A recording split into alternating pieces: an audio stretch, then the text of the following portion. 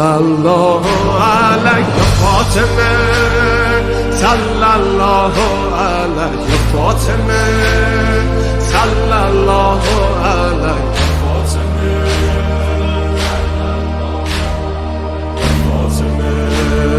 روی لبها نور و قدر و کوثر و طه ذکر نورانی عاشقها تسبیحات حضرت زهرا الله اکبر این همه جلال الله اکبر این همه شکوه الله اکبر در راه علی فاطمه ایستاده مثل یک کوه میدونم که راز شهادت این اشکا رنگ خدا میگیرم من با تسبیحات حضرت زهرا الرحمن الرحیم الحمد لله رب العالمین الصلاة والسلام علی رسول اللہ وآلہ آل اللہ ولعنت الدائمۃ علی اعدائہم اعداء اللہ من عداوتہم الی یوم لقاء اللہ قال تبارک و تعالی فی قرآن المجید وقولہ الحق بسم اللہ الرحمن الرحیم یریدون ان یطفئوا نور اللہ بافواہہم یابی اللہ ان یتمہ نورہ ولو شرح الکافرون. ایک صلوات پڑھے محمد.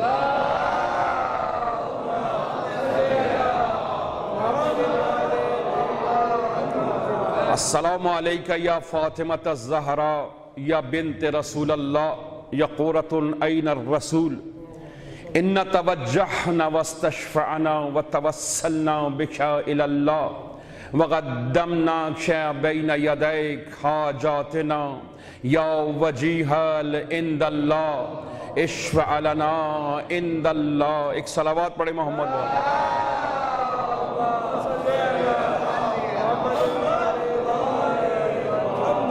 عزیزان گرامی، عاشقان و شیفتگان دختر رسول اللہ، چند کل انشاءاللہ جب میں آپ کی خدمت میں حاضر ہوا تو آپ مومنین کے پاک اور مبارک چہروں کے ساتھ، خدا جانتا ہے اس قدر لذت و رحمت و کرامت کے ساتھ آپ مومنین کی محفل سے رخصت ہوا. ایک خاص کیف اور لذت کے ساتھ آپ مومنین کے درمیان سے میں نے جگہ پائی. خدا جانتا ہے کل چونکہ میرے پاس جو کانٹینٹ ہیں، جو چیزیں ہیں، جو گفتگو ہے، شاید وہ عمومی نہیں ہے اور شاید وہ بندگان خدا کے لیے ایک قدم اٹھنا پڑے گا. تعلو الہ، ایک قدم اٹھنا پڑے گا تاکہ ان حقائق اور لطائف اور لذیذ ترین عمیق ترین چیزوں کو سمجھنے کے لیے انسان کو اپنی سطح سے بلند ہونا پڑے گا. میں کل محسوس کر رہا تھا اللہ جانتا ہے آپ شریف اور نجیب مومنین جس طرح ان تمام چیزوں کا استقبال کرتے ہیں وہ میرے لیے باعث عزت و شرف و کرامت ہیں. عزیزان گرامی، کل کچھ آرائز، کچھ گزارشات آپ کی خدمت میں عرض کی تھیں اور یہ کہا تھا میں نے کہ میں اپنی استطاعت کے مطابق بات کر رہا ہوں، نہ دختر رسول اللہ کے استحقاق کے مطابق گفتگو کر رہا ہوں. ہماری اپنی ایک حیثیت، ایک آبرو ہے.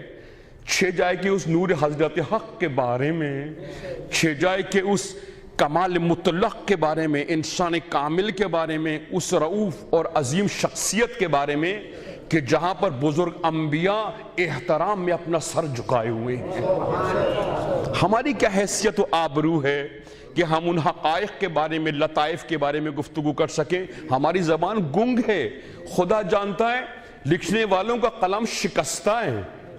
یہ طاقت، قوت، قدرت نہیں ہے کہ ہم اس حقیقت کے بارے میں جلوہ گری کر سکیں. بقول جوش کے ایک جملہ کہا جوش ملیہ آبادی نے، فرمایا کہ وہ ایک جلوہ ہے جو اندھوں کو دکھایا جا رہا ہے. ایک جلوہ رحمانی ہے جو اندھوں کو دکھایا جا رہا ہے. ان کور زدہ لوگوں کو کیا پتا کہ جلوہ کیا کیا حسن و جمال ہے؟ فرمایا ایک ساز ربانی ہے جو بہروں کو سنایا جا رہا ہے۔ ہم جیسے لوگ کہ جن کے پاس نہ قوت ہے نہ قدرت ہے، نہ قدرت بیان ہے، نہ حضرت حق کے دیدار کے لیے ہماری باطنی آنکھ کھلی ہوئی ہے، ہمیں کیا پتا وہ جلال و جمال ربانی کیا عظمت و مقام و مراتب کے حامل ہے۔ عزیزان گرامی، کل عرض کیا تھا آپ کی خدمت میں، یہ ایام اگر واقعاً حی ہو جائیں اور یہ ایام ایک جاودانی حیات ابدی حاصل کر لیں، خدا جانتا ہے اگر یہ پاک اور مقدس ایام انسان کے وجود کے اندر ایک جگہ پیدا کریں، انسان کے وجود کے اندر تغیر و تبدیلی پیدا کریں، اور انسان کے منجمد عقل اور منجمد قلب کے اندر ایک حرکت ربانی پیدا ہو، خدا جانتا ہے یہ ایام انسان کو فرش عرش تک لے جائیں گے۔ پیغمبر اسلام تشریف لائے ہیں، انبیاء اولیاء تشریف لائے ہیں،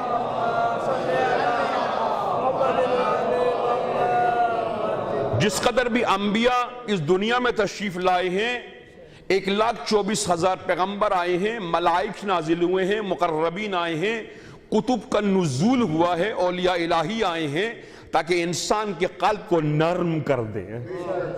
جب تک قلب انسان نرم نہیں ہوتا اس وقت تک حقائق کے تخم قلب میں پیوستہ نہیں ہوتے۔ وہ کیشاگر، وہ کسان کہ جو ماہر ہو، وہ کیا کرتا ہے؟ بیج ڈالنے سے پہلے زمین کو ہموار کرتا ہے، وہ زمین کو نرم کرتا ہے، کیونکہ جب تک زمین نرم نہ ہو جائے اس کے اندر بیج قوت و قدرت و توانائی پیدا نہیں ہوتے اور شجر پرثمر پیدا نہیں ہوتا۔ انبیاء تاکہ قلب انسان کو نرم کریں، قلب انسان کے اندر عزت و شرف و کمال کی طرف انسان کو متوجہ کریں۔ انبیاء ہیں تاکہ انسان سے کہیں کہ انسان خدا نے تجھے کس وجہ سے پیدا کیا ہے، تیری خلقت کا مقصد و مقصود کیا ہے۔ خدا نے تجھے اس دنیا کے لیے پیدا نہیں کیا، خدا نے آدم کو جنت میں خلق کیا، جنت کے لیے خلق نہیں کیا۔ خدا نے آدم کو جنت میں پیدا کیا، جنت کے لیے خلق نہیں کیا۔ خدا نے آدم کو کس کے لیے پیدا کیا؟ خدا نہیں چاہتا کہ خاک پر خاک حکومت کرے، خدا نہیں چاہتا کہ خاکیوں پر خاکی حکومت کرے، خدا چاہتا ہے خاکیوں پر افلاکی حکومت کرے۔ خدا نہیں چاہتا کہ زمین پر اہل زمین حکمران ہو، خدا چاہتا ہے زمین پر اہل عرش حکمران ہو۔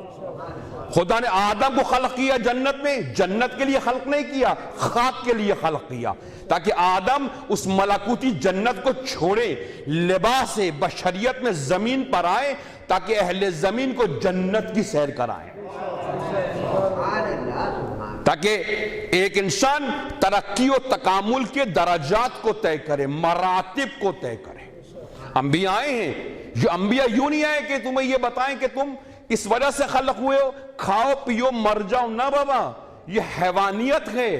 انبیاء آئے ہیں ایک خاص موضوع لے کر، قرآن کا ایک موضوع ہے، انبیاء کا ایک موضوع ہے، انبیاء کی عبادات، انبیاء کا رکوع، سجود، قنوت، قیام، دعا، مناجات، آپ کی پاک اور مبارک سیرت ایک مقصد اور ایک مقصدیت کی حامل ہے۔ انبیاء آئے تاکہ ہمیں یہ بتائیں کہ تمہارا وجود ایک خاص خلقت کے لیے خلق کیا گیا ہے، ایک مقصد ربانی کے لیے خلق کیا گیا ہے، تمہیں ایک خاص مقصد و مقصود کے لیے خلق کیا گیا ہے، تمہیں ایک معشوق کے لیے خلق کیا گیا ہے۔ اس راستے کی نشاندہی پیغمبر فرماتے ہیں، جس راستے کو کہتے ہیں وہ راستہ صراط حضرت حق ہے۔ آپ روزانہ نماز میں کہتے ہیں، کیا کہتے ہیں پروردگار سے؟ اہدنا الصراط المستقیم، پروردگار اس راستے عاشقانہ پہ مجھے کھڑا کر دے، اس راستے یہ معشوقانہ پہ مجھے کھڑا کر دے۔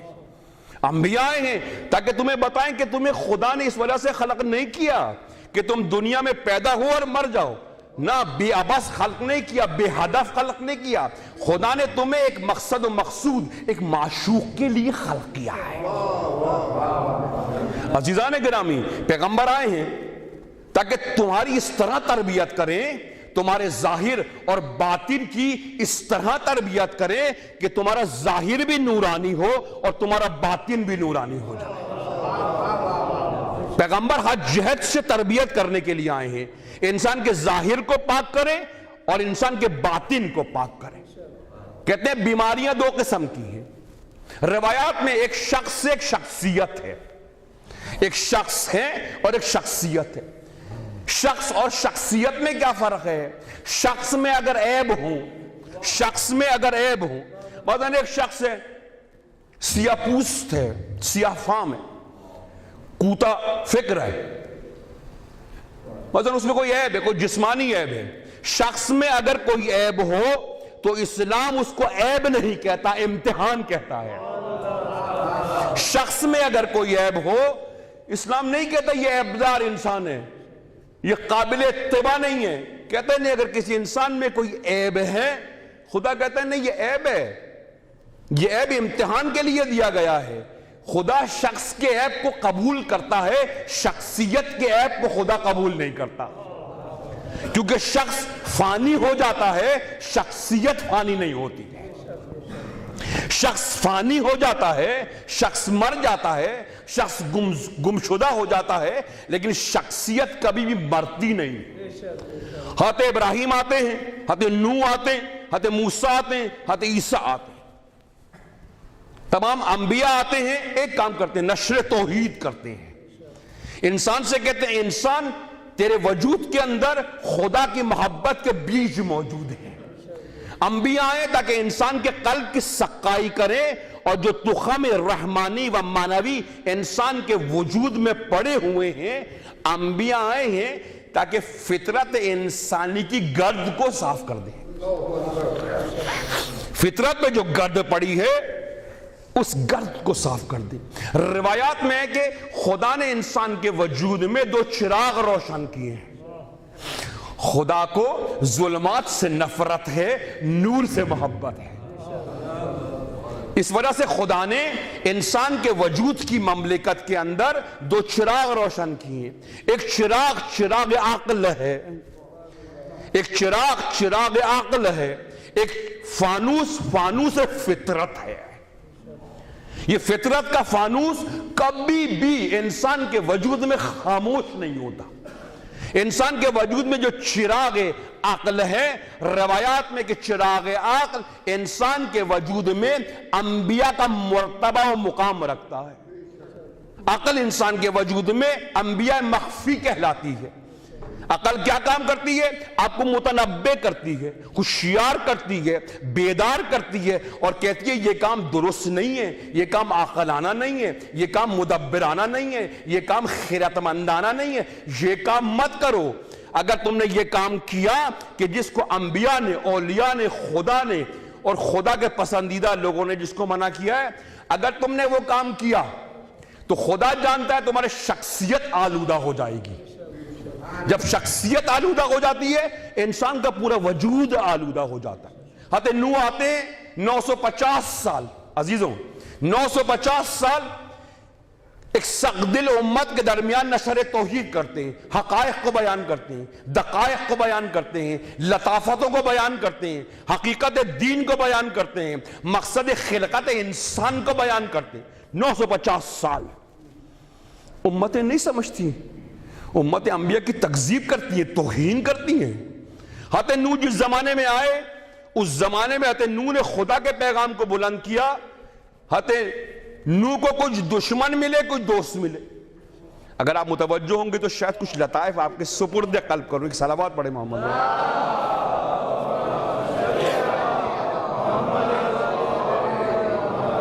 حضرت نوح نے پیغام حق کو بیان کیا، کچھ دوست تھے حضرت نوح کے، کچھ دشمن تھے۔ حضرت نوح اس دنیا سے چلے گئے، دوست بھی ختم ہو گئے، دشمن بھی ختم ہو گئے۔ حضرت موسیٰ آتے ہیں، حضرت موسیٰ تشریف لاتے ہیں، توریت کے ذریعے تلاوت توریت کرتے ہیں، بندگان خدا کو حق اور حقیقت کی طرف متوجہ کرتے ہیں۔ موسیٰ آتے ہیں، کچھ دوست پیدا کرتے ہیں، کچھ دشمن پیدا کرتے ہیں۔ موسیٰ چلے جاتے ہیں، دوست بھی ختم ہو جاتے ہیں، دشمن بھی ختم ہو جاتے ہیں۔ حضرت عیسیٰ آتے ہیں، کچھ دوست پیدا کرتے ہیں، کچھ دشمن پیدا کرتے ہیں۔ عیسیٰ چلے جاتے ہیں، دوستان عیسیٰ بھی ختم ہو جاتے ہیں، دشمنان عیسیٰ بھی ختم ہو جاتے ہیں۔ مجھے سمجھ میں نہیں آتا، 1400 سال ہو گئے عزیزوں، 1440 سال ہو گئے، امام علی بعنوان شخص موجود نہیں ہیں، بعنوان شخصیت موجود ہیں۔ ہر سال امام علی کے کچھ دوستوں میں اضافہ ہوتا ہے، کچھ دشمنوں میں اضافہ ہوتا ہے، کچھ رفیق پیدا کرتے ہیں، کچھ رقیب پیدا کرتے ہیں۔ کیا سمجھ میں آیا؟ سمجھ میں آیا کہ امیر المومنین بعنوان شخص اس دنیا سے رخصت ہو گئے، مگر بعنوان شخصیت اس عالم میں اللہ کے دلائل، اللہ کے برہان اور اللہ کی قوت حی القیوم کی صفت کے ساتھ اس عالم میں موجود ہے۔ اگر امام علی موجود نہ ہوتے، نہ دشمن ہوتے نہ دوست ہوتے۔ جب موجود ہیں تو کوئی دشمن بھی ہے، کوئی دوست بھی ہے۔ سمجھ میں ہے کہ امام علی مقام حی القیوم کے اوپر فائز ہے، ایک ابدی جاویدانی سرمدی حیات رکھتے ہیں۔ ہر سال کچھ رفیق پیدا ہوتے ہیں، کچھ رقیب پیدا ہوتے ہیں۔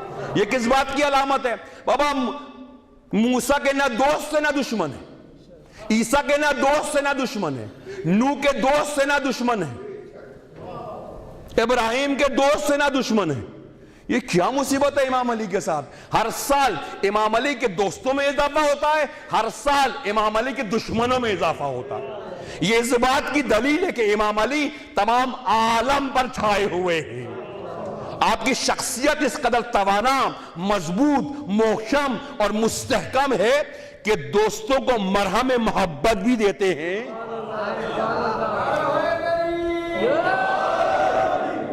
یعنی دوست بھی سیراب ہوتے ہیں۔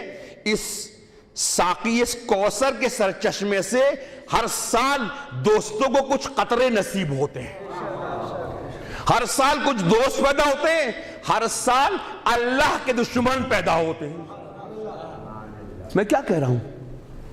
اب المومنین خود اپنی ذات میں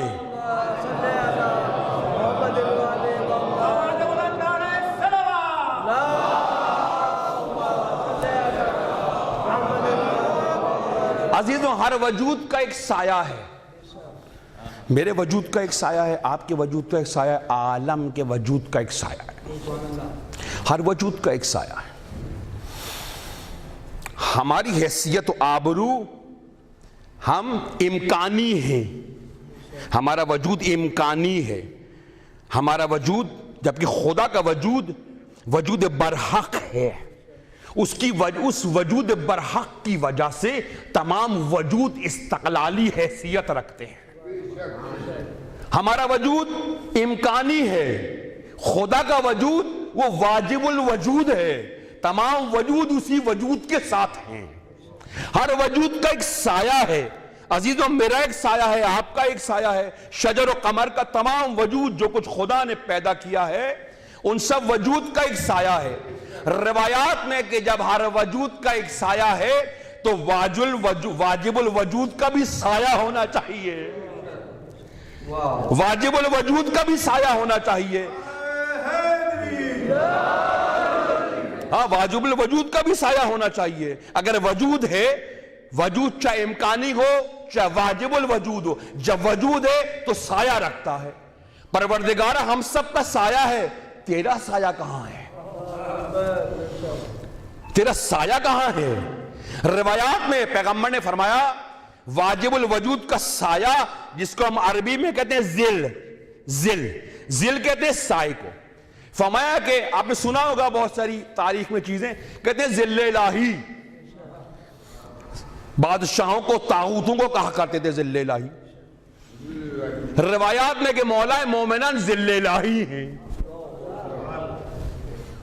اگر وجود نورانی ہے تو سایہ بھی نورانی ہے، اگر وجود رزاق ہے تو سایہ بھی رزاق ہے، اگر وجود حی القیوم ہے تو سایہ بھی حی القیوم ہے، اگر وجود ابدی جاویدانی سرمدی و سمدی ہے تو وجود بھی سرمدی و سمدی ہے۔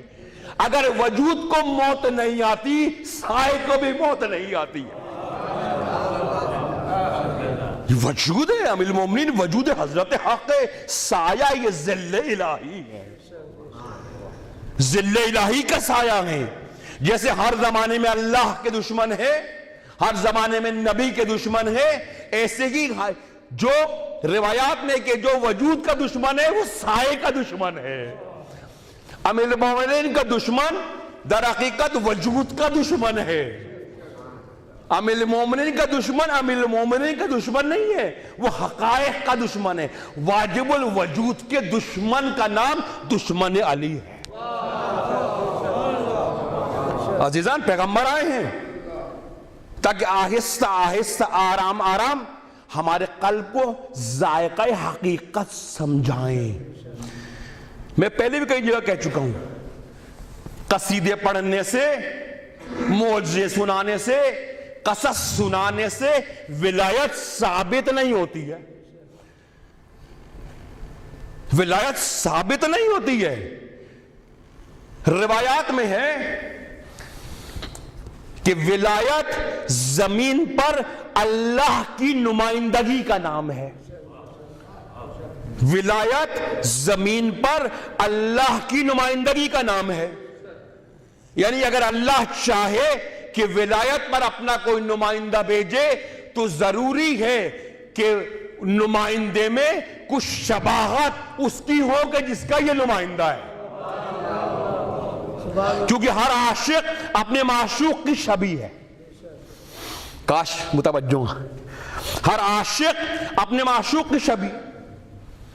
امیر المومنین نے اپنے وجود کی مملکت کو واجب الوجود کے سپرد کر دیا۔ امیر المومنین نے اپنے اختیار سے، اپنے ارادے سے اپنے وجود کی مملکت کو خدا کے سپرد کر دیا۔ اب یہ نہیں کہا گیا کہ یہ علی کا ہاتھ ہے، کہا گیا نہیں، یہ ید اللہ ہے، یہ وجہ اللہ ہے، یہ عین اللہ ہے، یہ لسان اللہ ہے، کیونکہ ہر عاشق اپنے معشوق کی شبیہ ہے۔ امیر المومنین نے اس حد تک خدا سے محبت کی، اس حد تک وجود حضرت حق میں فانی ہو گئے، اس حد تک اپنے وجود کی نفی کی کہ معشوق کی جلوہ گری قرار پائے۔ ہر عاشق اپنے معشوق کی شبیہ ہے۔ ہم جو ادعا کر رہے ہیں امیر المومنین سے محبت کا، یہ ادعا کب حقیقی صورت اختیار کرے گا، کب وہ مقام آئے گا کہ جب ہمارا ادعا صداقت کی منزل پر دلیل و برہان و بینات کے ساتھ قابل قبول ہوگا۔ وہ کون سا موقع ہے کہ ہمارا ادعا کہ ہم عاشقان و شیفتگان امیر المومنین، یہ ادعا کب سچ ثابت ہوگا؟ ایک سوال ہے یہ۔ امیر المومنین یہ سب تک خدا میں فانی ہے، کیوں؟ عاشق خدا ہیں۔ جو آدمی جس سے محبت کرتا ہے ویسا ہو جاتا ہے، جو آدمی جس سے محبت کرتا ہے ویسا ہو جاتا ہے، جو آدمی جس میں فانی ہوتا ہے گم ہو جاتا ہے۔ یہ جو دریا سمندر میں غرق ہوتے ہیں، آپ چاہیں کہ سمندر کے قریب جائیں اور پوچھیں کہ دریا کا پانی کون سا ہے اور سمندر کا پانی کون سا ہے، آپ تشخیص نہیں کر پائیں گے، آپ تحقیق نہیں کر پائیں گے، کیونکہ سمندر جب اپنے اندر دریاؤں کو سمو لیتا ہے تو پھر دریا کا پتہ نہیں چلتا ہے، دریا سمندر بند ہو جاتا ہے۔ آپ یہ نہیں کہتے یہ پانی دریا کا ہے یہ سمندر کا ہے، آپ کہتے ہیں سارا پانی سمندر کا ہے۔ عزیزان گرامی، یہ ایام پربرکت، یہ ایام عزت و شرف و کرامت آمادہ کرتے ہیں کہ انسان ایک حقیقت کی طرف آرام آرام سفر کرے۔ پیغمبر آئے ہیں کیوں؟ تاکہ ظلمات سے نجات دیں۔ قرآن نے ظلمات کو جمع کے صیغے میں بیان کیا، نور کو واحد کے صیغے میں بیان کیا ہے۔ اللہ ولی الذین آمنوا یخرجهم من الظلمات، ظلمات کو خدا نے جمع کے صیغے میں بیان کیا، یعنی کیا؟ ظلمات کی کثرت ہے، ظلمات کی کثرت ہے۔ عزیزو، جہل ایک ظلم ہے، جہل ایک تاریکی ہے، خود پرستی، خود نمائی، خود خواہی ظلمات ہے۔ ہر وہ چیز کہ جو تمہیں خدا سے دور کرے ظلمات ہے، ہر وہ چیز جو تمہیں خدا میں فانی کرے نور ہے۔ اندازہ کریں، پیغمبر اسلام چاہتے ہیں کہ انسان کو یہ بتائیں کہ تم اپنے ارادے سے، اپنے اختیار سے، عزیزوں یہ خاصہ تشیع ہے، پیغمبر چاہتے ہیں کہ تم اپنے ارادے کی تجلی گاہ بنو، اپنے اندر عزم و ارادہ پیدا کرو، سستی کاہلی کسالت سے اپنی جان چھوڑاؤ، ورنہ کیا ہوگا؟ یہ سستی کاہلی کسالت تمہارے درونی حسن و جمال کو ذبح کر دے گی، ذبح کر دے گی۔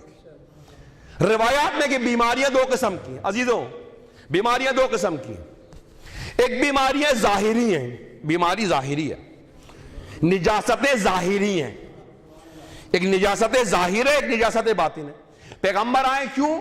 هو الذی ينزل على عبده آیات بینات لیخرجکم من الظلمات الی النور، پیغمبر آئے کہ تاکہ تمہارے وجود کے ظاہر اور باطن سے ظلمات کا خاتمہ کریں۔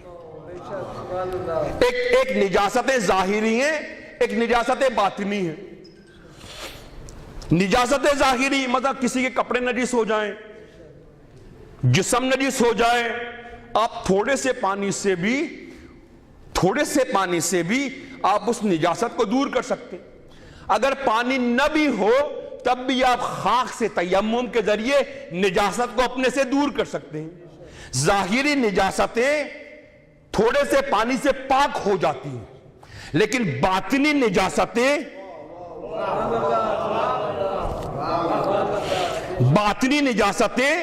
مثلا ایک آدمی حسود ہے، حسد ایک باطنی بیماری ہے، نفاق ایک باطنی بیماری ہے، خود پرستی و خود نمائی باطنی بیماری ہے، بندگان خدا پہ حقارت کی نگاہ ڈالنا باطنی بیماری ہے، غرور و تکبر باطنی بیماری ہے۔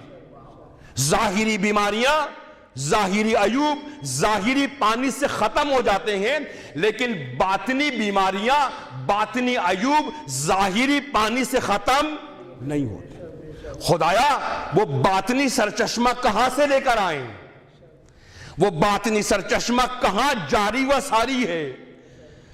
مثلا ایک آدمی کو غصہ آ رہا ہے، آپ اس کو پانی پلائیں گے اس کو زیادہ غصہ آئے گا۔ باطنی نجاستیں ظاہری پانی سے دور نہیں ہوتی ہیں۔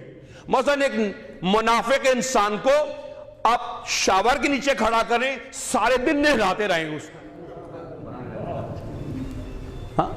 حتیٰ 7 سمندروں میں بھی اگر وہ غرق ہو جائے، نفاق کی بیماری دور نہیں ہوتی ہے، کیونکہ نفاق کی بیماری قلب سے طلوع کرتی ہے۔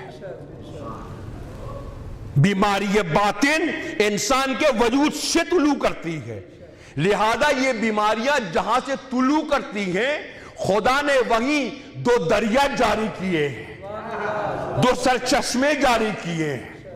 جب تک اس آب تطہور سے، آب طہور سے اور آب باطنی سے استفادہ نہیں کرو گے، کیونکہ باطنی بیماریاں باطن میں ظہور کرتی ہیں، لہذا باطنی بیماریوں کی شفا کے لیے، ان کو پاک کرنے کے لیے خدا نے تمہارے وجود کے اندر ایک سرچشمہ روشن کیا ہے۔ وہ کون سا سرچشمہ ہے کہ جس میں غرق ہونے سے باطنی بیماریاں دور ہو جاتی ہیں؟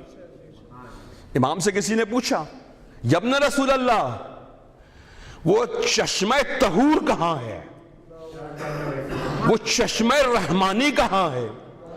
وہ چشمہ ربانی کہاں ہے کہ جس چشمے میں ہم غسل کریں اور ہماری باطنی بیماریاں دور ہو جائیں؟ امام نے فرمایا کہ باطنی بیماریوں کی تشخیص پہلا مرحلہ ہے۔ باطنی بیماریوں کی تشخیص روایات میں کہ جس شخص کو اپنے نقص کا علم ہو گیا، جس وقت جس گھڑی اس کو اپنے نقص کا علم ہو گیا، امام فرماتے ہیں یہی وقت نزول حضرت حق کی رحمت کا وقت ہے۔ جس دن انسان کو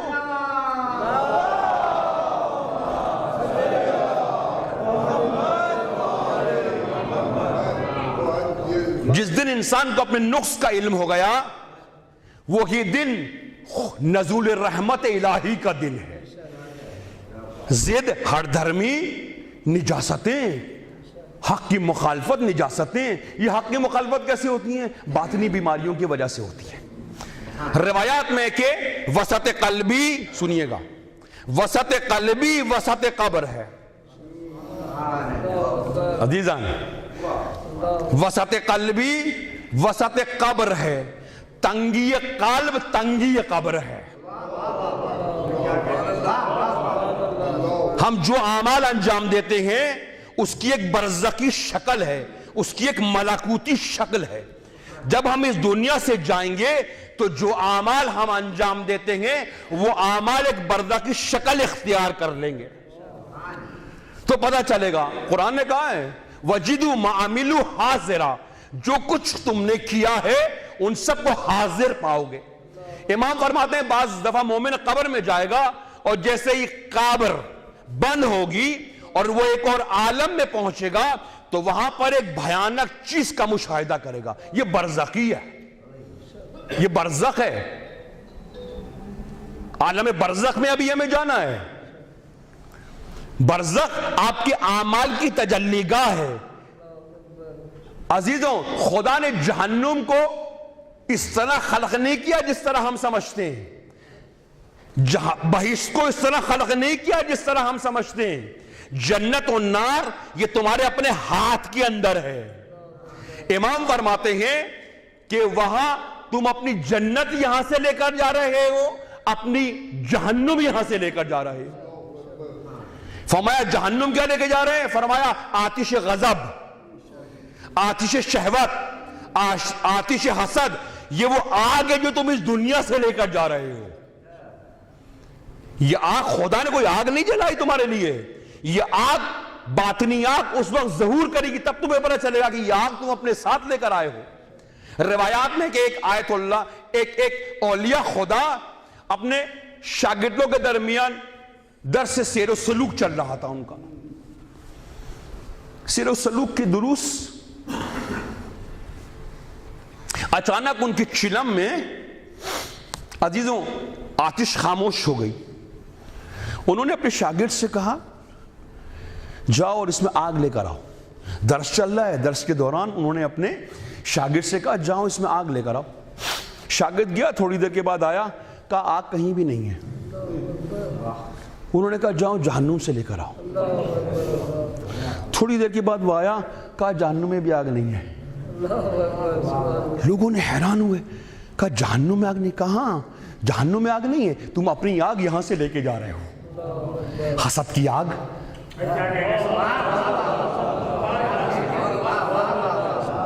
شہوت کی آگ, غیظ و غضب کی آگ, توہین و تکذیب کی آگ, جہل و کفر و نفاق کی آگ اپنے ساتھ لے کے جا رہے ہو. وَجِدُوا مَا عَمِلُوا حَاضِرًا, دیکھ لو گے اس دن کہ تم دنیا سے اپنے ساتھ کیا لے کر آئے ہو. خدا کی قسم اس دنیا میں یہ آگ بجھانا آسان ہے.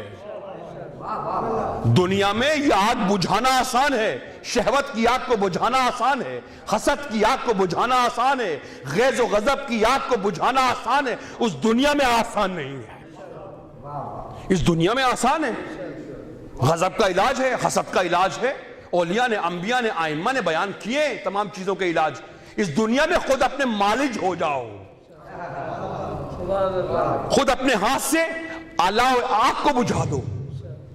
جب تم دنیا سے اس آگ کو بجھا کر جاؤ گے وہاں کوئی آگ نہیں ہے. ایک اور آگ جس کو ہم معمولی سمجھتے ہیں, ایک اور آگ بے ادبی کی آگ ہے. عزیزوں بے ادبی, جسارت, توہین, تکذیب ایک ایسی نجاست ہے. اللہ اکبر, اللہ اکبر. بے ادب انسان, جسور انسان, وہ انسان کی جس کی زبان مومنین کو رسوا کرتی ہو, بندگان خدا پہ حقارت کی نگاہ ڈالتا ہو, بندگان خدا کے سامنے احساس کبریائی کرتا ہو, اولیاء کے سامنے, بندگان خدا کے سامنے, ماں باپ کے سامنے, احباب کے سامنے, خاندان کے سامنے بدبین ہو, بدبین ہو, ہر کسی کے بارے میں بدبینی کا نظریہ رکھتا ہو, یعنی خوش ظن نہ ہو, حسن ظن نہیں رکھتا, بدگمان ہے. اولیاء سے بدگمان ہے, بعض لوگ اللہ سے بدگمان ہے, انبیاء سے بدگمان ہے, آئمہ سے بدگمان ہے. ایک کام نہیں ہوتا کہتے اتنی دعائیں پڑھی کچھ نہیں ہونے والا. بابا آئمہ سے بدگمان ہو, روایات میں کہ امام فرماتے ہیں کہ خدا نے دو قسم کے قلوب پیدا کیے ہیں. مومن کا قلوب مفتوح ہے، فتح مند ہے. قلب مومن مفتوح ہے، مومن کا قلب منکوس ہے، منحوس ہے. فرمایا کہ ایک اصطلاحات الگ الگ ہیں، فقہاء کی اصطلاحات کچھ اور ہیں، عرفا کی اصطلاحات کچھ اور ہیں، صاحبان اخلاق اور صاحبان معرفت کی اصطلاحات کچھ اور ہیں. روایات میں ہے کہ دو قلوب ہیں. انبیاء کے بھی الگ الگ قلوب ہیں. بعض قلوب میں عشقی ہیں، عشقی. بعض قلوب خوفی ہیں. بعض قلوب عشقی ہیں، بعض قلوب خوفی ہیں. حضرت یحییٰ حضرت عیسیٰ کے خالازاد بھائی تھے. حضرت یحییٰ کے اوپر خدا کے جلال کا جمال زیادہ تھا، جلوہ جمال زیادہ تھا. حضرت یحییٰ ہمیشہ گریا کرتے تھے. حضرت عیسیٰ کے اوپر خدا کے جمال کا سایہ زیادہ تھا. حضرت عیسیٰ ہمیشہ مسکراتے تھے، ہمیشہ خندیدم ہوتے تھے. روایات میں کہ حضرت عیسیٰ کی ملاقات ہوئی، حضرت عیسیٰ کی ملاقات ہوئی حضرت یحییٰ سے. حضرت یحییٰ نے دیکھا عیسیٰ مسکرا رہے ہیں. کہا عیسیٰ حیا نہیں کرتے؟ غضب خدا یاد نہیں آتا؟ قہر خدا یاد نہیں آتا؟ روایات میں کہ حضرت یحییٰ اتنا روتے تھے، اس قدر گریا و آہوزاری کرتے تھے کہ آپ کے رخسار پر نشان ابھر آئے تھے گریا کے. اتنا گریا کرتے تھے. حضرت یحییٰ نے کہا حضرت عیسیٰ سے، تم نبی خدا ایسے ہنس رہے ہو، کیا ہوا؟ خدا کا قہر یاد نہیں ہے؟ خدا کا غضب یاد نہیں ہے؟ حضرت عیسیٰ مسکرانے لگے. کہا بابا تمہیں ہمیشہ خدا کا غضب یاد آتا ہے، خدا کا جلال ہے، جمال ہے، زیبائی ہے، حسن ہے، عفو درگزر یاد نہیں آتا تمہیں خدا کا؟ یعنی روایات میں کہتے ہیں یحییٰ کا قلب خوفی ہے، حضرت عیسیٰ کا قلب عشقی ہے، عشقی قلب ہے.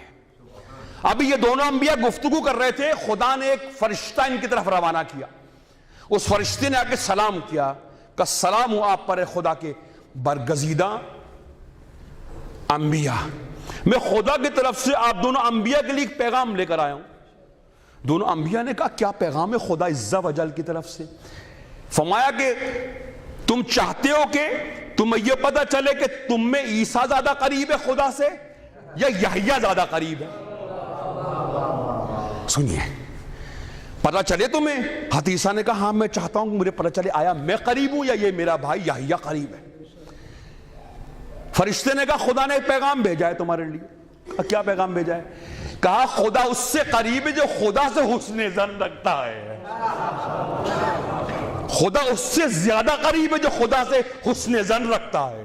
عزیزوں، بدزنی، بدبینی، بدخواہی، بدگفتگو انسان کو حریم اہل بیت سے دور کر دیتی ہے. یہ بے ادبی کی نجاستیں انسان کو حق نہیں دیتی. یہ بے ادبی کی نجاستیں انسان کو اختیار نہیں دیتی. یہ بے ادبی کی نجاستیں ایک جوان ہے، ماں باپ کا بے ادب ہے، اساتذہ کا بے ادب ہے، اولیاء خدا کا بے ادب ہے، احکام خدا کا بے ادب ہے، شریعت کا بے ادب ہے. یہ بے ادبی باطنی بیماری ہے. آپ جب کہتے ہیں ہر پاک اور مقدس کام کرنے سے پہلے آپ کیا کہتے ہیں؟ اعوذ باللہ من الشیطان الرجیم جملہ کہتے ہیں. ایک سوال، جب آپ کہتے ہیں کہ اعوذ باللہ من الشیطان الرجیم، پروردگارہ میں شیطان الرجیم کے وسواس و خناس، اس کی ذلت اور رسوائی سے تیری پناہ میں آتا ہوں، کہتے ہیں آپ؟ یہ بتائیے پناہ گاہ خدا کہاں ہے؟ کہاں ہے وہ پناہ گاہ خدا؟ وہ پناہ گاہ خدا کہاں ہے کہ جس میں آپ ہمیشہ شیطان کے وسواس و خناس سے محفوظ ہو جاتے ہیں؟ وہ پناہ گاہ خدا کہاں ہے؟ یہ سوال امام صادق سے کسی نے کیا.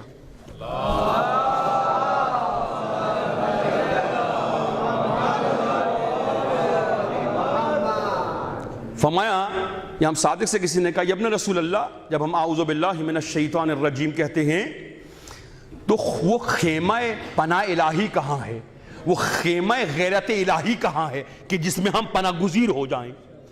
امام نے فرمایا کہ تم نے میرے جد کی وہ حدیث نہیں سنی؟ فرمایا کون سی حدیث؟ فرمایا میرے جد نے فرمایا میں تمہیں بتاؤں وہ کون سی جگہ ہے جہاں شیطان کا دست تصرف کام نہیں کرتا، جہاں شیطان کے وسواس و خناس کام نہیں کرتے. وہ جگہ تمہیں نہ بتاؤں، وہ خیمہ غیرت الہی تمہیں نہ بتاؤں، وہ خیمہ رحمان الہی تمہیں نہ بتاؤں کہ جہاں پر شیطان کا دست تصرف پہنچ نہیں سکتا.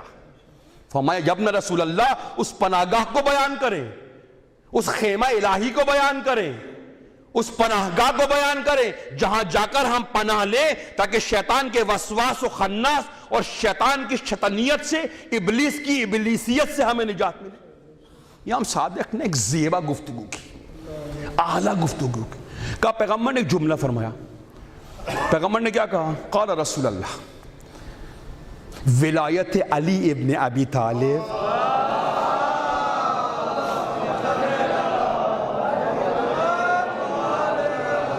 ولایت علی ابن ابی طالب خصنی ومن دخل خصنی. جو اس اونچے اور پاک خیمہ الہی میں داخل ہو گیا، اس قلعہ الہی میں داخل ہو گیا، اس پاک اور مقدس حریم مقدس میں داخل ہو گیا، اس سرچشمہ نور میں داخل ہو گیا، یہ وہ جگہ ہے کہ جہاں پر شیطان کا دست تصرف کام نہیں کرتا. عزیزان یہ کون سی ولایت ہے؟ کیا فقط یہ کہہ دینے سے، جیسا کہ میں نے یہ کہہ دینے سے کہ امیر المومنین ہمارے مولا و آقا ہیں بس کام ختم ہو گیا؟ نہ عزیزوں، ابھی آغاز سفر ہے، انتہائی سفر باقی ہے. آغاز سفر، انتہا سفر باقی ہے. ابھی میں تفصیلات میں نہیں جاؤں گا، موضوع کچھ اور ہے، موضوع کچھ اور سوچ کر آیا ہوں میں. عزیزان گرامی ذرا تصور کریں، خدا وہ پناہگاہ مجھے نظر کیوں نہیں آتی؟ اس وجہ سے کہ تم دیکھنا نہیں چاہتے. قرآن نے عجیب گفتگو کی ہے اس بارے میں. سورہ اعراف میں خدا نے فرمایا قلوبہم ولا یفقہون، قلب ہے مگر تفکر و تعقل سے خالی ہے. عینون، آنکھیں ہیں، عینون ولا یبصرون، آنکھیں ہیں مگر حقیقت نظر نہیں آتی ہے، حقیقت کو دیکھنے کے منکر ہیں. اذن، کان ہیں، ولا یسمعون بہا، یہ لوگ کان رکھتے ہیں، آنکھیں رکھتے ہیں، قلب رکھتے ہیں مگر تفکر و تعقل سے خالی ہیں. آنکھیں رکھتے ہیں، حقیقت نظر نہیں آتی، کان رکھتے ہیں لیکن صدائے ولایت ان کو سنائی نہیں دیتی. یہ کون لوگ ہیں؟ کلا اولئک انعام، فرمائی یہ جانور ہیں، انسانی لباس میں جانور ہیں. عقل رکھتے ہیں، شعور رکھتے ہیں، آگاہی رکھتے ہیں، قلب رکھتے ہیں، چشم رکھتے ہیں مگر حقیقت کو دیکھنے سے قاصر ہے. کلا اولئک انعام وہم اضل. خدا نے یہ نہیں کہا کہ یہ جانور ہیں، فرمایا یہ جانور سے بدتر ہیں. عزیزان گرامی مجلس کا مقصد یہ نہیں ہے کہ آپ، معذرت چاہتا ہوں ایک صلوات پڑھیں محمد والے.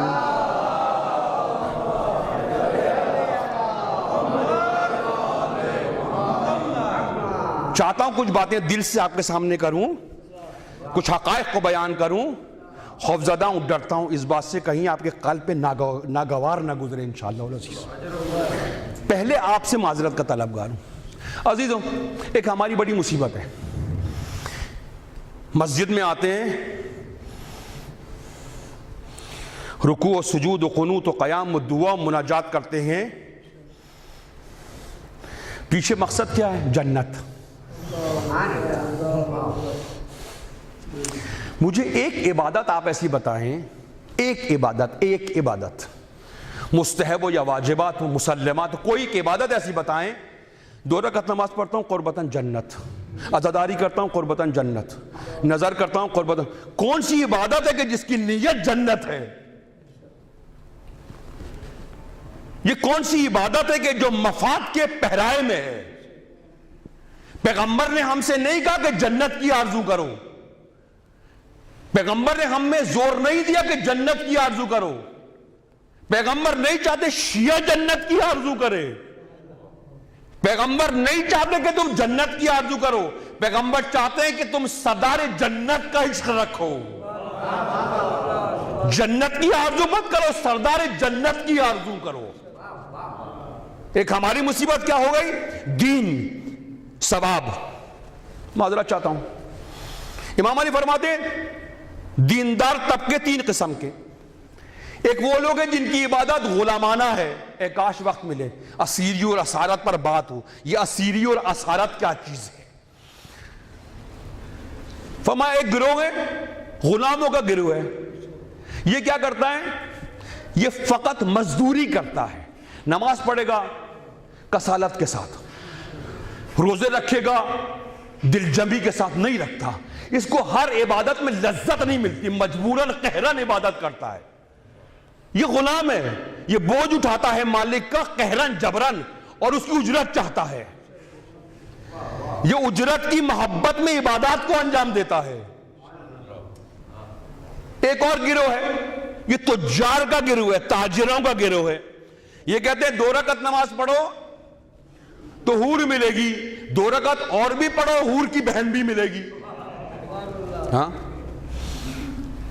یہ تجار ہیں، ان کی نمازیں، ان کے رکوع، ان کے سجود، ان کی قیام، ان کی عزاداری فقط یا جنت کے لیے ہے یا حوروں کے لیے ہے۔ امام علی فرماتے ہیں گروہ ہے، عاشقوں کا گروہ ہے، اس شاخ کا گروہ ہے، وہ نہ جنت کا متمنی ہے نہ دوزخ سے ڈرتا ہے۔ امام علی خود فرماتے ہیں کہ میں نہ مشتاق جنت ہوں نہ خائف دوزخ ہوں، میں جنت کی عبادت نہیں کرتا، مجھے جنت سے کوئی دلچسپی نہیں ہے، میں خدا کا عاشق ہوں، میں عاشق حضرت حق ہوں، میں جنت کی عبادت نہیں کرتا، دوزخ کے خوف میں عبادت نہیں کرتا، میں اللہ کی محبت میں عبادت کرتا ہوں، یعنی میں اس شاخ ہوں، اس شاخ۔ کسی آدمی کی قدر و قیمت اس کے قد و کاٹ سے مت ناپی ہے، یہ قد ہے، یہ کاٹ ہے، یہ مال ہے، یہ دولت ہے، یہ عبا ہے، یہ قبا ہے، یہ حوض علمیہ، نہ، یہ معیار نہیں ہے کسی انسان کو پرکھنے کا۔ یہ نماز پڑھتا ہے، رکوع کرتا ہے، سجود کرتا ہے، نہ، یہ معیار نہیں ہے کسی انسان کی شناخت کا۔ آپ چاہتے ہیں کسی انسان کو شناخت کرے کہ آیا یہ انسان انسانی اقدار رکھتا ہے یا نہیں رکھتا؟ دیکھیں اس میں ایک چیز دیکھیں، کیا چیز ہے؟ قرآن نے عجیب گفتگو کی ہے ان امور کے اوپر۔ سورہ بقرہ کی پہلی آیت ہے، بسم اللہ الرحمن الرحیم، الف لام میم ذالک الکتاب لا ریب فیہ ھدی للمتقین الذین یؤمنون بالغیب۔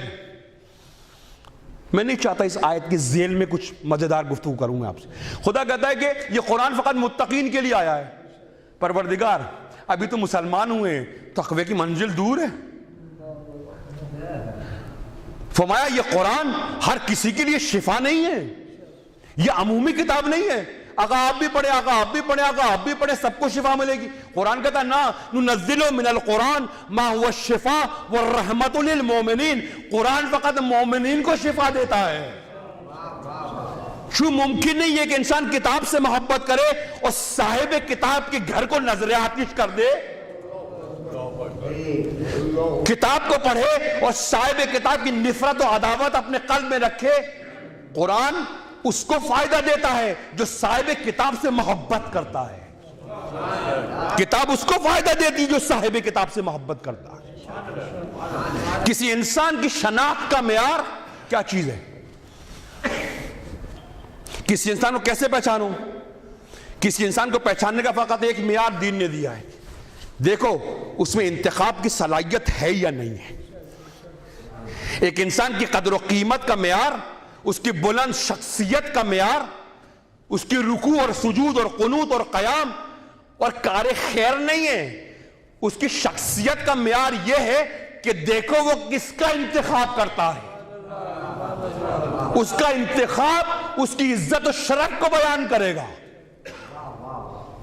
جب تمام عالم اسلام منبر و محراب اور تمام عالم اسلام میں نجاست کا، سفیانیت کا، شیطانیت کا ڈنکا بج رہا تھا اور مسجد و محراب سے ولی خدا کے خلاف بغاوت کے آثار نمایاں تھے، ہر طرف امیر المومنین کے خلاف ایک بازار گرم تھا، شیطانوں کی زبانیں نکلی ہوئی تھی، لوگوں کو اغوا کیا جا رہا تھا، اذہان کو آلودہ کیا جا رہا تھا، قلوب کو نور سے دور کیا جا رہا تھا۔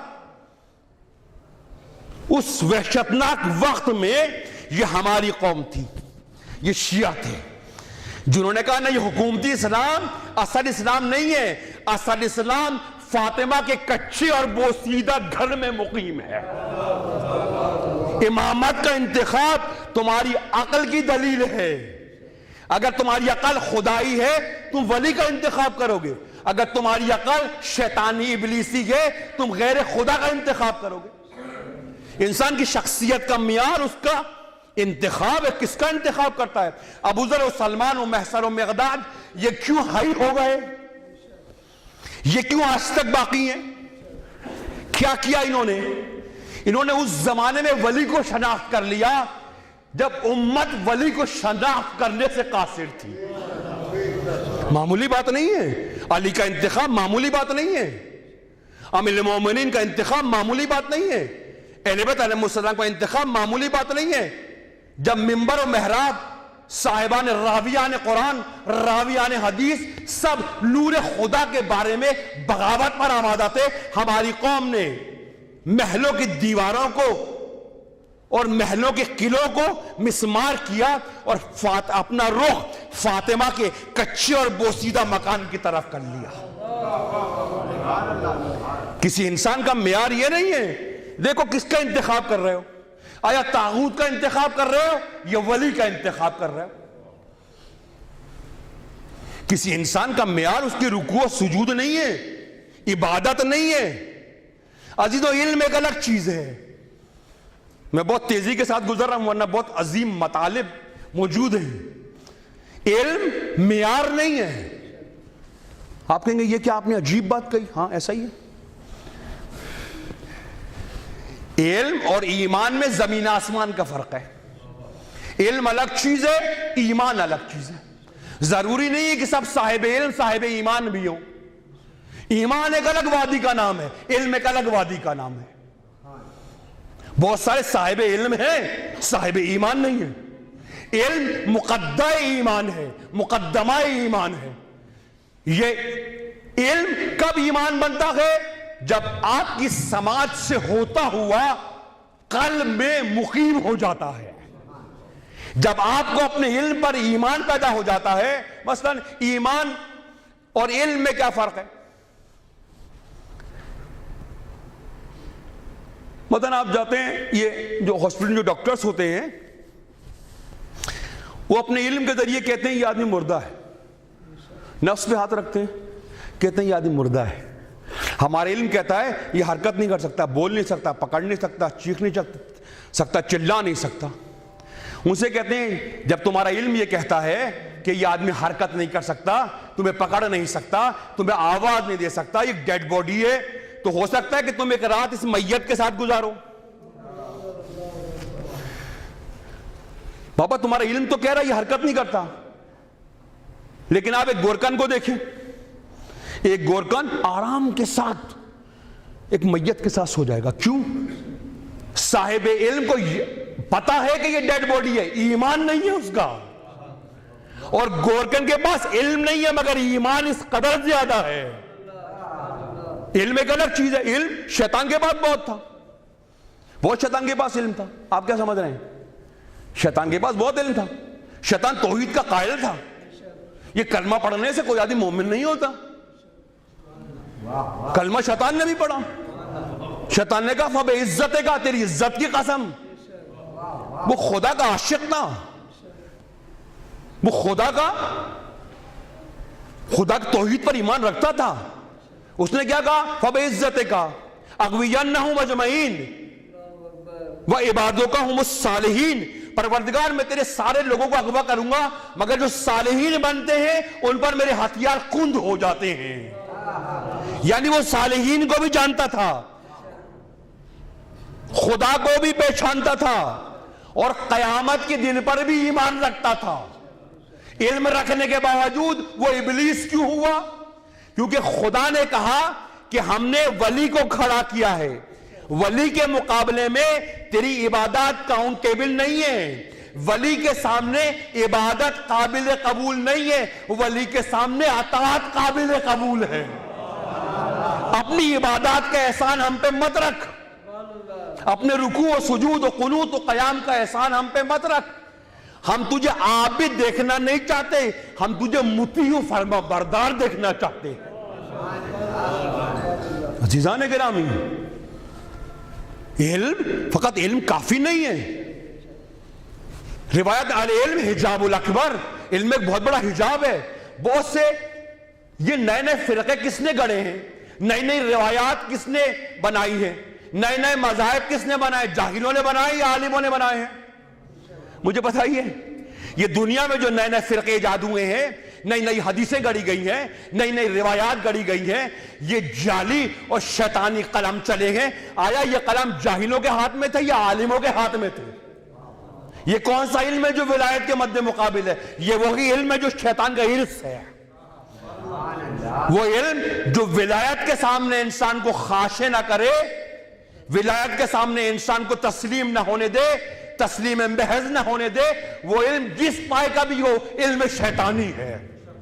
اور وہ کم ترین عبادت کہ جو انسان کو ولی کے سامنے سربہ سجود کر دے, اللہ کو وہ کم عبادت پسند ہے اس زیادہ علم والے کی جو ولی کے سامنے مطیع و فرما بردار نہیں ہوتا. کسی انسان کی شناخت اس کے انتخاب کے اوپر ہے. حق کا انتخاب کرتے ہو یا باطل کا انتخاب کرتے ہو؟ اس سے معلوم ہوتا ہے تمہاری شخصیت کیسی ہے. یہ رکوع و سجود و قنوت و قیام و دعا مناجات, یہ شناخت نہیں بتائی ائمہ نے. ائمہ نے شناخت بتائی ہے کہ تمہارے اندر ادبیات ہے یا نہیں ہے, تم صاحب ادب ہو یا نہیں ہو, تمہارے اندر اطاعت ہے یا نہیں ہے, تم قد علم تو نہیں کرتے, تم جسور تو نہیں ہو, تم توہین و تکذیب کی نجاست سے تمہارا وجود آلودہ تو نہیں ہے. یہ نشانیاں بتائی ہیں کہ انسان متدین کی, ایک انسان سالم کی, ایک انسان سعید کی, ایک انسان رشید کی علامات کی بیان کی گئی. آیا یہ رشد و ہدایت ہے ہمارے پاس؟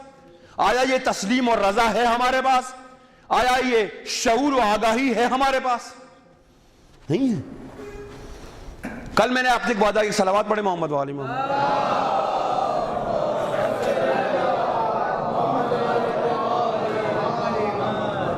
کل میں نے کچھ جملے کہے تھے آپ کی خدمت میں, عرض کیے تھے برادر عزیز. روایات میں کہ پیغمبر اپنی مسجد سے نکلے, دیکھا ایک شخص دیوار سے ٹیک لگائے کھڑا ہے. پیغمبر نے اپنے اصحاب سے کہا بہتر نہیں ہے کہ اس مرد خدا سے گفتگو کریں؟ پیغمبر اس مرد خدا سے گفتگو کریں. کہا یا رسول اللہ چلیں اس سے گفتگو کریں. پیغمبر اس کے پاس پہنچے, کہا کیف اصبحک, تم نے صبح کیسی کی؟ تم نے صبح کیسی کی؟ آیا غفلت کی حالت میں کی یا بیداری کی حالت میں کی؟ کہا یا رسول اللہ میں نے یقین کی حالت میں صبح کی. پیغمبر نے فرمایا کوئی دلیل ہے تمہارے پاس؟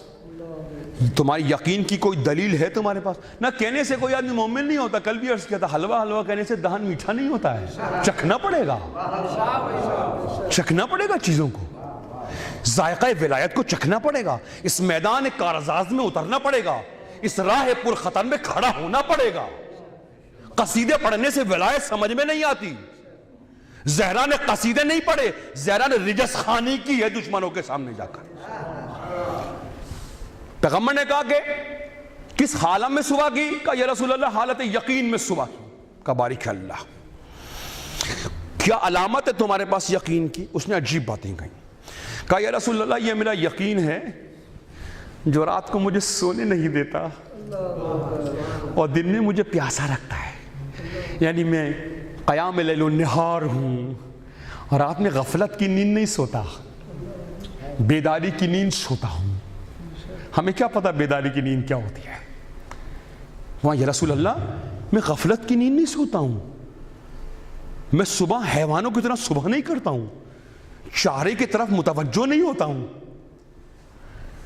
میں اٹھتا ہوں صبح کو یقین کی حالت میں. پیغمبر نے فرمایا ماشاءاللہ. کہا یہ میرا یقین ہے جو رات کو مجھے سونے نہیں دیتا اور دن میں مجھے بھوکا پیاسا رکھتا ہے. امام سجاد کے بارے میں روایات ہیں.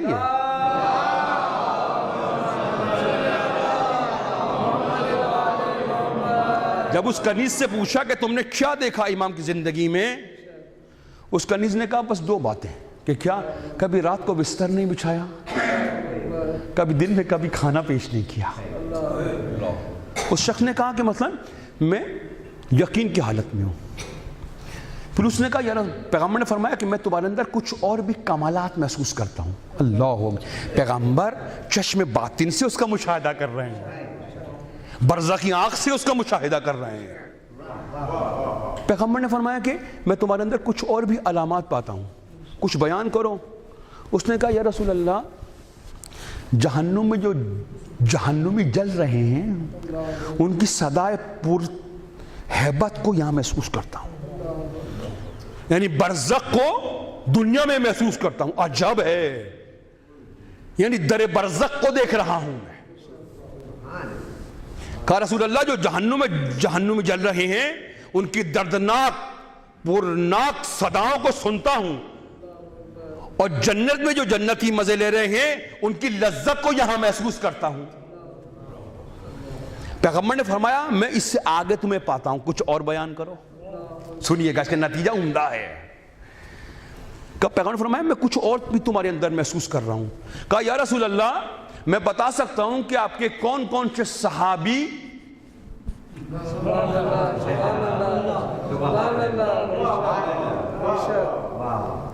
یہ جو آپ کے اطراف میں جو مومنین موجود ہیں، میں ان کے باطن سے واقف ہوں۔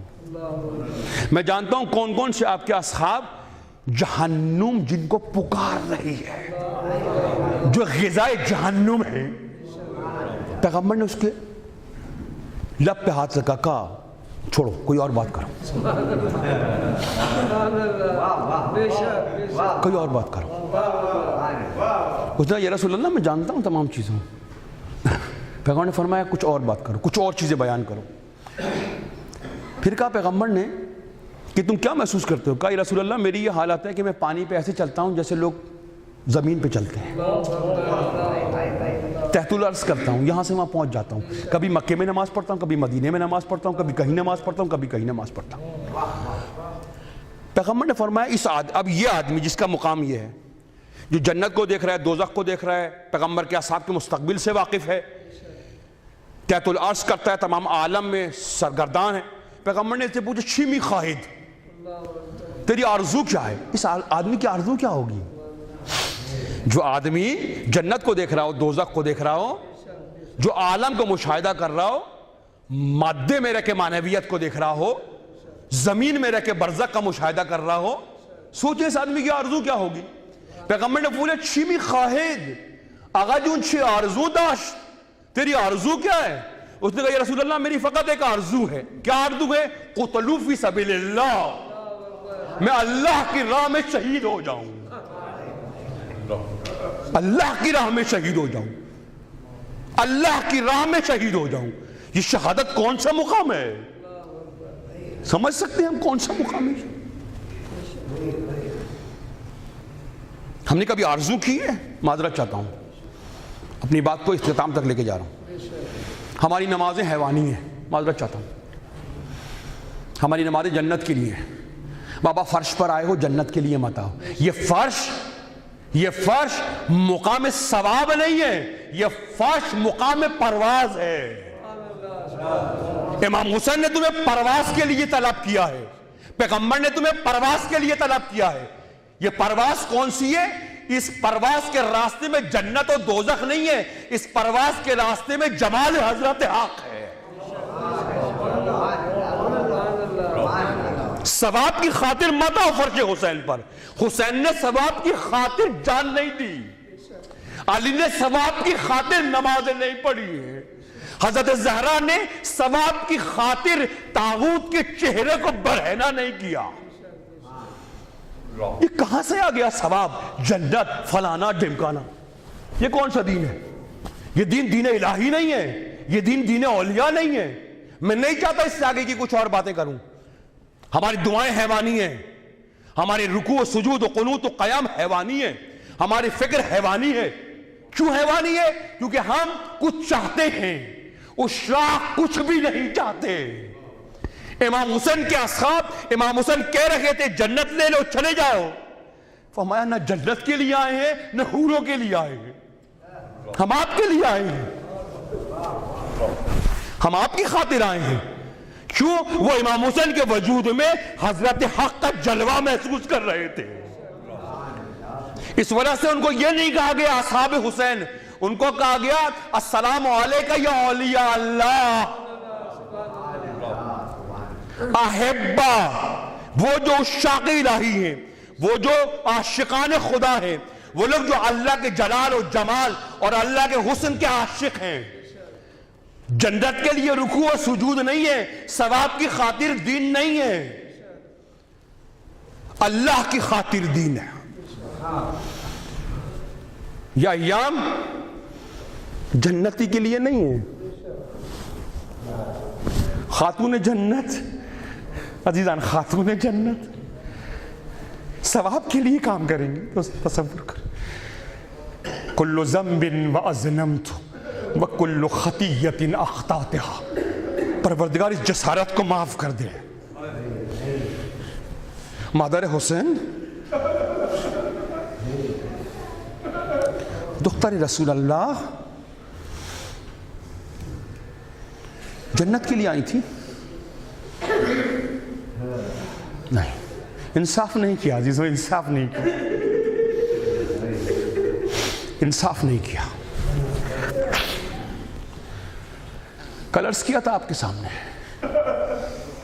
خدا نہ کرے، خدا نہ کرے، خدا نہ کرے کسی مومن کے گھر پر دہشت گردوں کا، درندوں کا ہجوم ہو، خدا نہ کرے، خدا نہ کرے کسی مومن کے اطراف میں درندے اور دہشت گرد جلوس کی شکل میں آئیں۔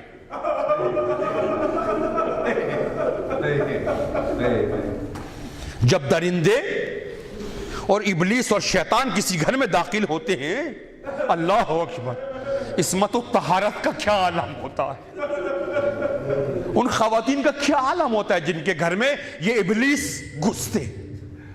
تصور کرو خانہ زہرا میں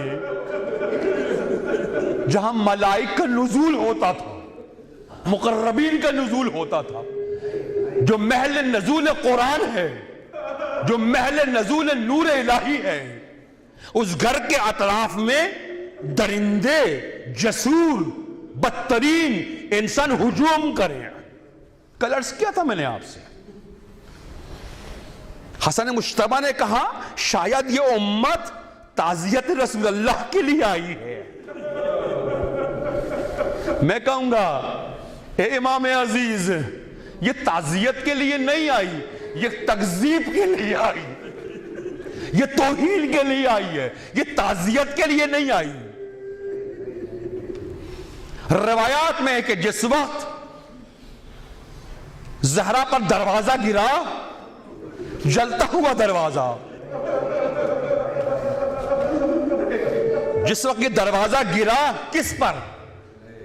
قلب رسول اللہ پر گرا ہے یہ دروازہ، نور حضرت حق پر گرا ہے یہ دروازہ، نور وحی پر گرا ہے یہ دروازہ، قرآن ناطق پر گرا ہے یہ دروازہ، زہرا پر نہیں گرا، توحید پر گرا ہے یہ دروازہ۔ اللہ کی آیات، اللہ کی محکمات پر گرایا گیا ہے یہ دروازہ۔ امام مجتبیٰ فرماتے جس وقت دروازہ گرا اور میں اور میرا بھائی اور میری ماں زمین گیر ہو گئے اور زمین پر گرے اور دیوار ہم پر آ کر گری، میری ماں نے مولا کو پکارنا شروع کیا، کہا یا مہدی،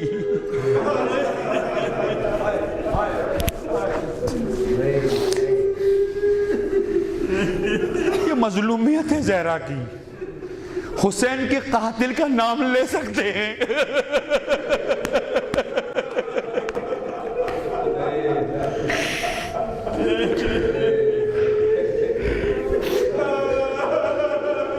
حسن کے قاتل کو کہہ سکتے ہیں، علی کے قاتل کو کہہ سکتے ہیں، زہرا کے قاتل کا نام نہیں لے سکتے۔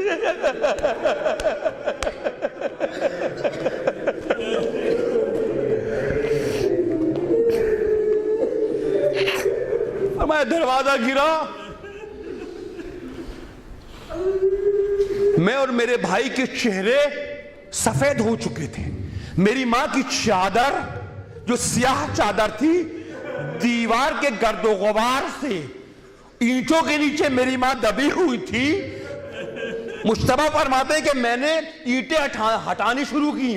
حسین نے اپنے چھوٹے چھوٹے ہاتھوں سے اینٹیں ہٹانی شروع کی. بس میں ایک جملہ کہہ رہا تھا، مادر مادر مادر. میری ماں کو ہوش نہیں تھا، میری ماں کو ہوش نہیں تھا. اچانک میں نے فضا سے کہا، اے فضا آ کے دیکھو. ارے میری ماں آنکھیں نہیں کھولتی ہے، ارے میری ماں آواز نہیں دیتی ہے. فضا آئی، فضا آئی. فضا نے فقط ایک جملہ کہا، اے فاطمہ، اے فاطمہ، اے دختر رسول اللہ، ہوش میں آ جاؤ. بس ایک جملہ کہا، ابو الحسن، ابو الحسن و محمد و علی. جیسے ہی علی کا نام سنا، فاطمہ کا غش ختم ہوا. فاطمہ کھڑی ہوئی، کہا اے فضا، اے فضا، میرے علی کو کیا ہوا؟ ارے میرے علی کو کیا ہوا؟ فضا نے کہا، فضا نے اشارہ کیا، بولا نہیں گیا.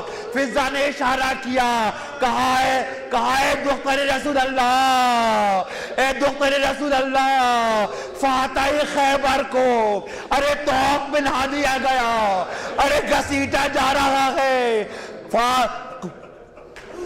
فضا نے کہا، وہ دیکھو علی کو زمین پر ایسے گھسیٹ رہے ہیں، ارے جیسے غلاموں کو گھسیٹا جاتا ہے. حسن مصطفیٰ نے فرمایا، میری ماں نے اپنی چادر کو اپنے سینے سے باندھا، اپنے وجود سے باندھا، پرواہ نہیں کی. ہاتھ بھی زخمی تھا، ارے چہرہ بھی زخمی تھا، خون نکل رہا تھا، پرواہ نہیں کی. دوڑتی ہوئی گئی، اپنے آپ کو علی پر گرا لیا، اپنے آپ کو علی پر گرا لیا. علی کھینچ رہے تھے، ارے زہرا کے پیر بھی خط کھینچ رہے تھے. کہا گیا زہرا علی کو چھوڑ دو. زہرا نے کہا، خدا کی قسم، خدا کی قسم، علی کو تمہارے ہاتھوں نہ رہنے دوں گی. ارے جب تک فاطمہ کے وجود میں خون کا ایک قطرہ بھی موجود ہے، تم علی کو نہیں لے جا سکتے. امام مصطفیٰ فرماتے ہیں، میری ماں نے محکم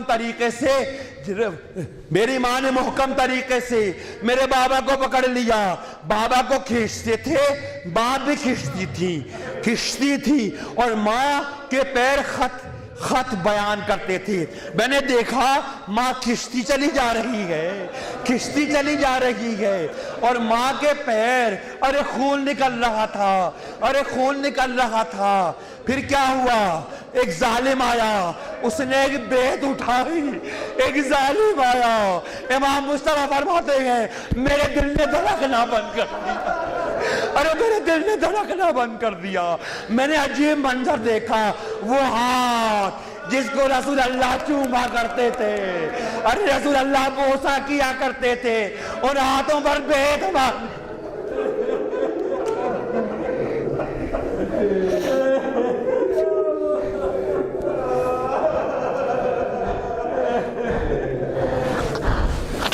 لعنت اللہ قوم الظالمین. پروردگارا ہمارے قلب کو ناپاک قرار دے تاکہ مادر حسین کے لیے تابت ضرورت ہے. امام زمان کے ظہور میں تاجیل فرما، ان کے قلب کو ہم سے راضی و خوشنود قرار دے. مومنین کو عزت، آبرو و شرف عطا فرما. اتباع مادر زہرا کرنے کی توفیق عطا فرما. اس راہ پر خطر پہ کھڑا ہونے کی توفیق عطا فرما. ان کے پاک اور مقدس کو جہاد کو جاری رکھنے کی توفیق عطا فرما. اپنے ولی کو پہچاننے، شناخت کرنے کی توفیق عطا فرما. ہمیں اپنے ولی کا مطیع فرما بردار قرار دے. ہمارا خاتمہ بخشش، مغفرت اور بالآخر شہادت پر قرار دے. صلوات پڑھیں محمد و آل محمد.